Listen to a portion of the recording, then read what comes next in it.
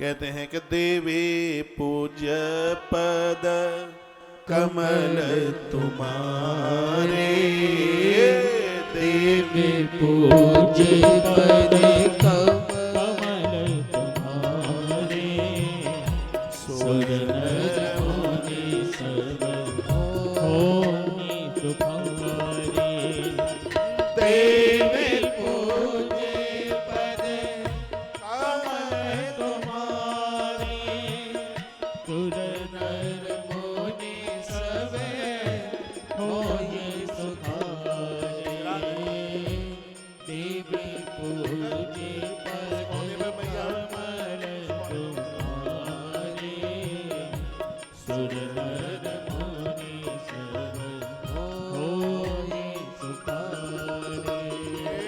देवी पूज्य पद कमल तुम्हारे, सुर नर मुनि सब होए सुखारे। देवी पूज्य पद कमल तुम्हारे, सुर नर मुनि सब होए सुखारे। जो माँ की सेवा करेगा, देवता हो, मनुष्य हो, राक्षस हो, कोई भी हो, उसको सुख मिलेगा, क्योंकि माताओं के जीवन में पक्षपात नहीं होता। माँ तो ऐसी एक शक्ति है, साक्षात दया को हाड़ मांस लगा दिया गया हो, हाथ पांव मुंह लगा दिया हो, तो उसका नाम ही तो माँ है। माँ का मुकाबला कोई नहीं कर सकता भैया, माँ तो माँ है। माँ को तो ब्रह्मा जी ने जिस दिन बनाया होगा, बड़ी उन्होंने प्रसन्नता जाहिर की होगी। माँ की बराबरी माँ से ही की जाती है, की जा सकती है, और किसी से नहीं। माँ की यदि कोई उपमा दी जाए तो माँ से ही दी जा सकती है, और किसी से नहीं।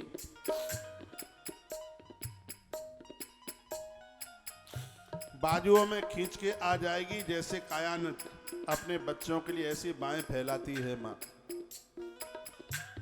बाजुओं में खींच के आ जाएगी, जैसे कमानत अपने बच्चों के लिए ऐसे बाहें फैलाती है माँ। जिंदगी के सफर में, गर्दिशों में, धूप में, सब कोई साया नहीं मिलता, तब बहुत याद आती है माँ।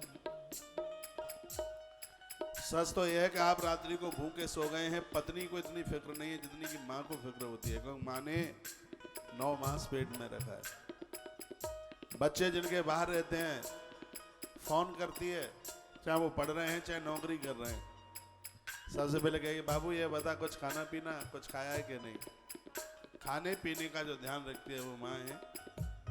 माँ की बराबरी कोई नहीं कर सकता। प्यार कहते हैं किसी, और ममता क्या चीज है, कोई उन बच्चों से पूछे जिनकी माँ मृत्यु को प्राप्त हो गई है, तो कैसे तड़पते हैं माता के लिए। सफाई हस्ती पे लिखती है असूल है जिंदगी, इसलिए तो मकसद इस्लाम कहलाती है माँ। जब जिगर परदेश जाता है ये नूर ए नजर, कौन सा भी ग्रंथ है उसको लेकर उठा करके चलती है माँ। किसी भी धर्म का व्यक्ति हो, लोग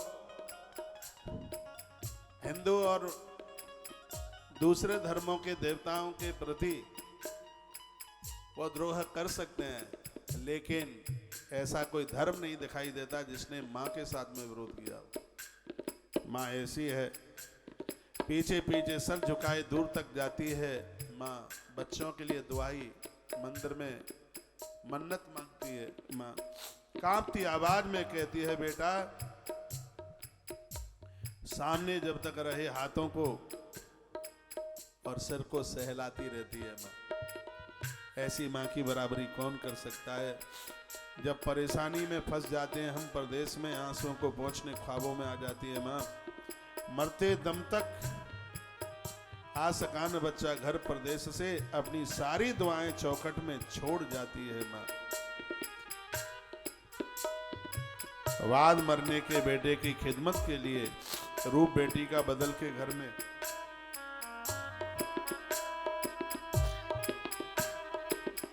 आ जाती है माँ।